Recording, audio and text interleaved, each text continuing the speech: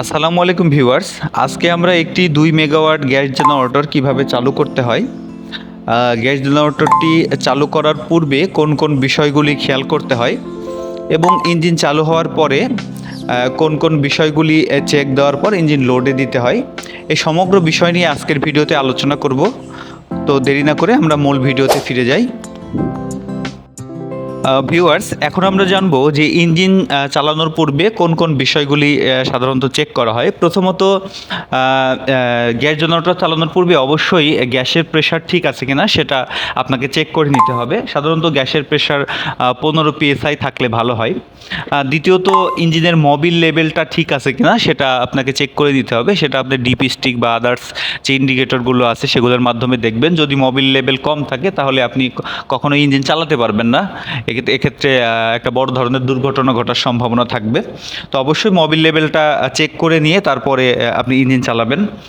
তৃতীয়ত, ইঞ্জিনের যে ব্যাটারি স্টার্টিং মোটরের জন্য যে ব্যাটারি ব্যাকআপ থাকে, সে ব্যাটারি ভোল্টেজ ঠিক আছে কিনা। সাধারণত ব্যাটারি ভোল্টেজ 24 ভোল্ট থাকলেই ইঞ্জিন চালানো যাবে। তো এই 24 ভোল্ট আছে কিনা এটা আপনাকে ইনশিওর হয়ে নিতে হবে। এবং ব্যাটারি যে কানেকশনগুলো আছে, যে জাম্পারিং করা থাকে বা আদার যে কানেকশনগুলো আছে সেগুলো ঠিকমতো টাইট আছে কিনা, কোথাও কোনো লুজ আছে কিনা সেটাও আপনাকে চেক করে নিতে হবে। 4 নম্বরে, ইঞ্জিনের যে সকল ভালভগুলি খোলা রাখা প্রয়োজন সেগুলো খোলা, এবং যেগুলো বন্ধ রাখা প্রয়োজন সেগুলো বন্ধ আছে কিনা এগুলো আপনাকে চেক করে নিতে হবে।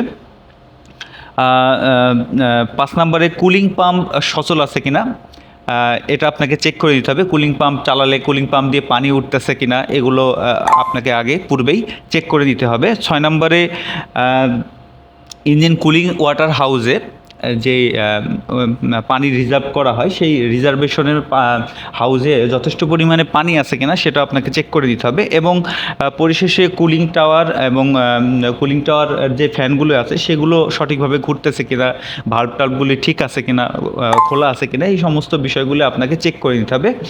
এই বিষয়গুলি যদি সব কিছু ঠিক থাকে তারপরে আপনি ইঞ্জিন চালাতে পারবেন। ভিউয়ার্স, এখন আমরা বাংলা ক্যাট 2 মেগাওয়াট G3516H এই মডেলের ইঞ্জিনটি কীভাবে চালু করব সেটা একটু দেখব। প্রথমত, আমি একটু আগে যে চেকলিস্টটা বললাম সেগুলো যদি সব কিছু ঠিক থাকে দেন আপনি তারপরে ইঞ্জিন চালাতে পারবেন। তো চালানোর জন্য প্রথমে আপনাকে প্রিলুপ পাম্পটি চালাতে হবে। যদি ইঞ্জিনটি 2 ঘন্টা বেশি সময় ধরে বন্ধ থাকে সেক্ষেত্রে আপনি প্রিলুপ পাম্পটি 5 থেকে 10 মিনিট চালু করে নেবেন। আর ইঞ্জিন যদি কিছু সময় আগে বন্ধ হয়ে থাকে সেক্ষেত্রে আপনাকে প্রিলুপ পাম্প চালানোর প্রয়োজন পড়বে না। তো 5 থেকে 10 মিনিট প্রিলুপ চালানোর পরে দেন আপনি ইঞ্জিন কন্ট্রোল মডিউল প্যানেল থেকে ইঞ্জিন কন্ট্রোল সুইচটি অটো পজিশনে দিবেন। থার্ড স্টেপে আপনি টার্বাক প্যানেলে এসে, সাধারণত বেশিরভাগ ক্ষেত্রে টার্বাক প্যানেল ব্যবহার করা হয় এই মডেলের ইঞ্জিনগুলোতে। তো টার্বাক প্যানেলে এসে ইঞ্জিন রিলিজ নামে যেই সুইচটা আছে বা বাটনটা আছে, এই সুইচে আপনি একবার প্রেস করবেন বা চাপ দিবেন। এই সুইচে চাপ দেওয়ার সাথে সাথে আপনার ইঞ্জিনটি চালু হতে শুরু করবে এবং ইঞ্জিনে আরপিএম ওঠা শুরু করবে, এবং দেখবেন আস্তে আস্তে আপনার ইঞ্জিনটি চালু হতে শুরু করেছে এবং একসময় 1500 আরপিএমে আপনার ইঞ্জিনটি চলতে শুরু করবে। তো ইঞ্জিন চালু হওয়ার পরে এরপরে আপনি ইঞ্জিনের বিভিন্ন প্যারামিটার্সগুলো চেক দিবেন। প্রথমত আপনি সিলিন্ডার টেম্পারেচারটা চেক দিবেন। ইঞ্জিন প্রথমে চালু হলে সিলিন্ডার টেম্পারেচার একটু কম থাকবে, আস্তে আস্তে সিলিন্ডার টেম্পারেচারটা বাড়বে। সিলিন্ডার টেম্পারেচারটা বাড়তে বাড়তে যখন 550-এর ওপরে উঠবে বা 550 হবে তখন আপনি এই ইঞ্জিনে লোড দিতে পারবেন। এর কম থাকলে আসলে ইঞ্জিনে লোড দেওয়াটা ঠিক হবে না।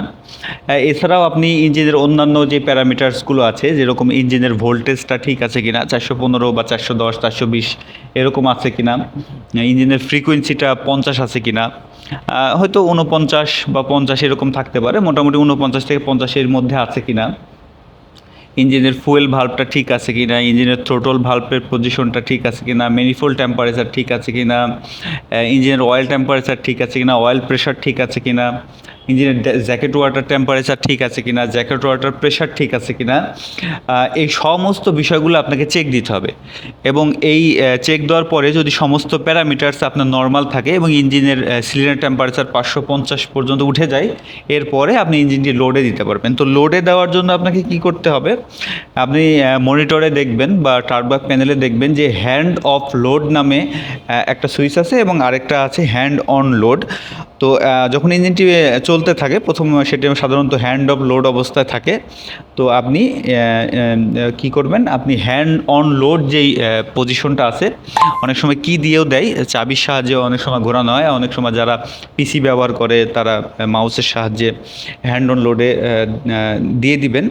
তো হ্যান্ড অন লোডে দিলে আপনার প্যানেলের যে মেইন এসিবি সেটি অন হয়ে যাবে এবং আপনার ডিবিতে বা প্যানেলে আপনার পাওয়ার চলে যাবে। এরপরে আস্তে আস্তে আপনি আপনার প্রয়োজন মতো বিভিন্ন ফ্লোরে আস্তে আস্তে লোড বাড়াতে থাকবেন। তো এই হচ্ছে মূলত ইঞ্জিন চালানোর প্রসেস।